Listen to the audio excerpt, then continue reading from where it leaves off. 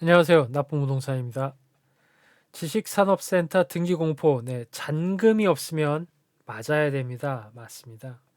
2019년 정도부터 지식산업센터가 아시다시피 굉장히 이제 각광을 많이 받았어요. 그 당시에는 이제 나중에 지나고 나니까 효과는 별로 없었지만, 이제 정부에서 많은 아파트 쪽에 규제를 가하다 보니까, 풍선 효과라고 하죠. 그래서 아파트 쪽에 규제가 많으니 규제가 없는 전매 제한도 없고 대출도 많이 나오는 지식산업센터가 굉장히 각광을 많이 받았던 게 사실입니다.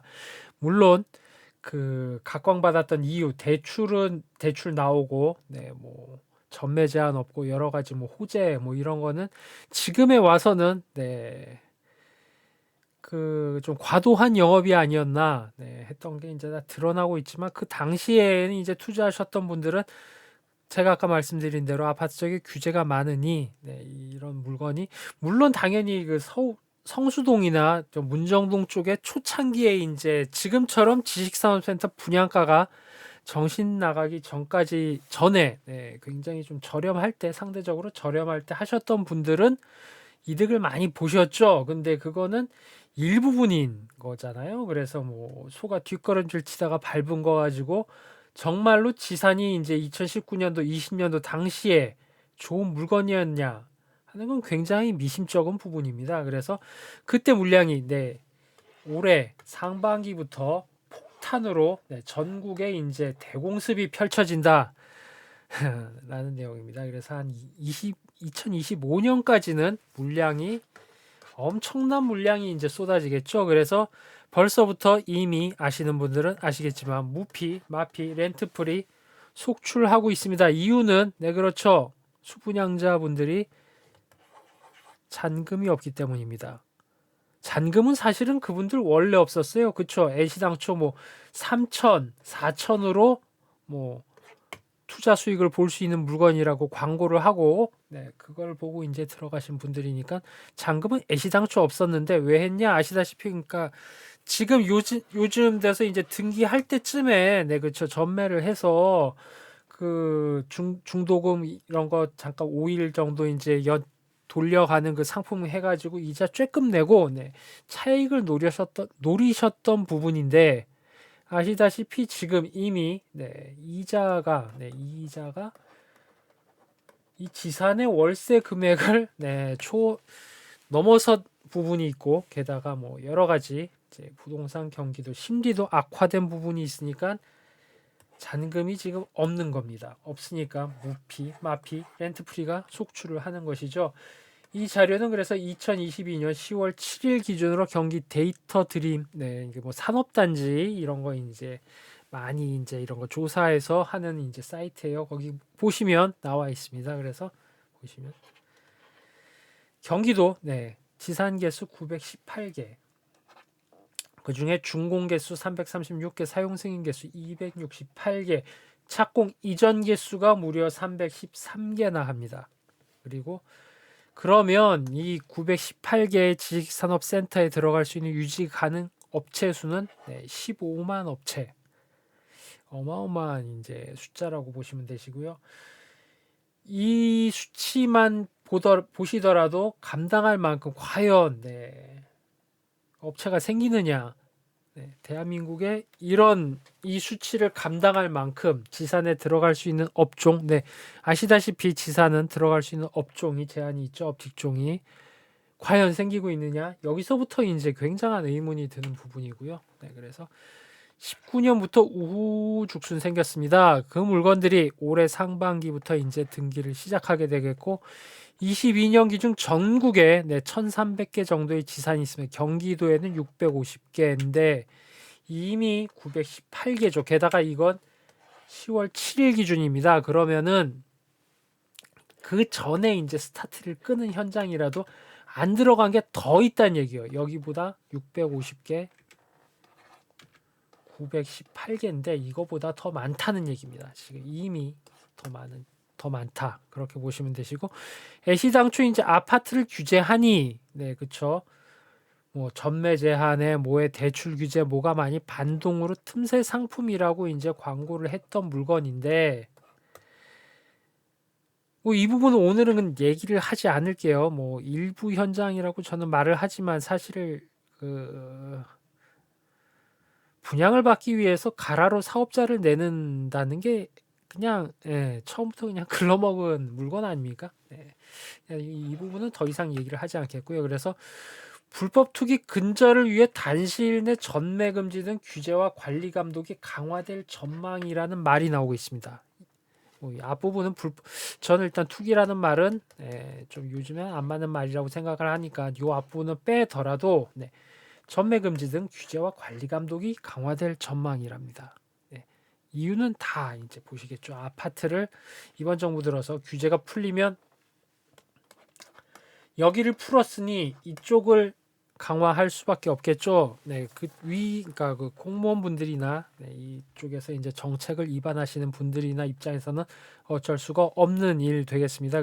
그런데 규제가 풀리니까 이 명분이 아파트 규제 반동 틈새 상품이라는 명분이 사라졌잖아요. 돌파구가 사라졌는데 그래도 옛날에는 이 규제가 풀리니까 그러면 이제 투자 심리가 살아나니까 이제 어느 정도는 쌤쌤이 됐다 이거예요. 그런데 지금은 규제가 풀렸는데도 투자 심리도 아직까지는 위축이 돼 있습니다. 그리고 아까 말씀드린 대로 현재 상태 이자가 월세보다도 그러니까 아까 말씀드린 대로 뭐 예전에 지금처럼 그 지산 분양가가 미쳐 날뛰기 전에 이제 그것도 입지가 좋은데 서울 안쪽이나 뭐 입지는 사실 저쪽에 뭐 군포시 금정 이쪽도 이제 주변에 회사가 많고 하니까 입지는 굉장히 좋아. 사실은 근데 거기도 지금은 이미 좀 빠지고 있습니다. 어쨌든 이자가 월세보다 센 현상이 벌어졌습니다. 그래서 청라, 동탄, 향동 이쪽에 이제 2019년, 2020년 쪽에 이제 지식산업센터 분양을 굉장히 많이 했어요. 한 방에 다 끝났죠. 맞습니다.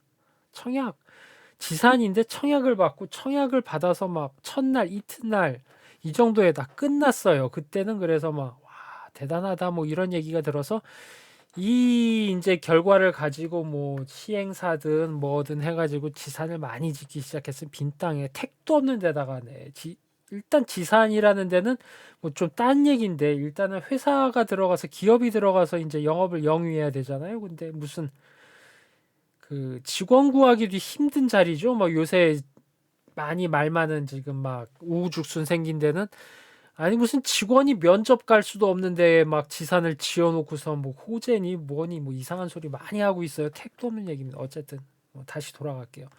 청라, 동탄, 향동 이런데 한 방에 끝난 데 많습니다. 근데 지금 그 한 방에 끝났던 현장들 알아보시면 다 마피, 무피, 렌트프리 심하면 렌트프리 3개월 뭐 6개월 하고 있습니다. 그렇다는 얘기는 그나마 뭐 청라, 동탄, 향동 이쪽은 수요가 있잖아요. 그죠? 지산에 대한 수요가 확실하게 있는 동네임에도 불구하고 이러고 있는데 수요도 없는 동네가 좀 있죠. 그렇죠. 김포, 뭐 평택, 양주, 위례, 특히 뭐 백옷 이런 데는 굉장히 진짜 무슨 생각으로 지식사업센터를 열었는지 허가해준 공무원분도 좀 신기하신 분들이고요. 물론 조건에 맞으면 허가를 안 해줄 수는 없겠지만 뻔한 미래가 이제 펼쳐지고 있습니다. 그래 거기에 뭐 안 되니까 이분들도 이제 그 시행하시는 분들이나 사업하시는 분들도 똘똘하신 분들이고 이 판에서 몇십 년 이제 잘 영위하신 분들이잖아요. 잘 안 되는 거 이미 알았어요. 그래서 이제 한 작년 아니면 재작년 하반기부터 불법 중축 이 얘기가 뭡니까? 지산인데 무슨 이상한 복층이 있어요. 무슨 오피스텔 복층 오피스텔 그 다락으로 신고해 놓고 복층으로 팔아먹던 그 근성이 어딜 가지 않습니다. 복층 지산 뭐 웃기지도 않아요.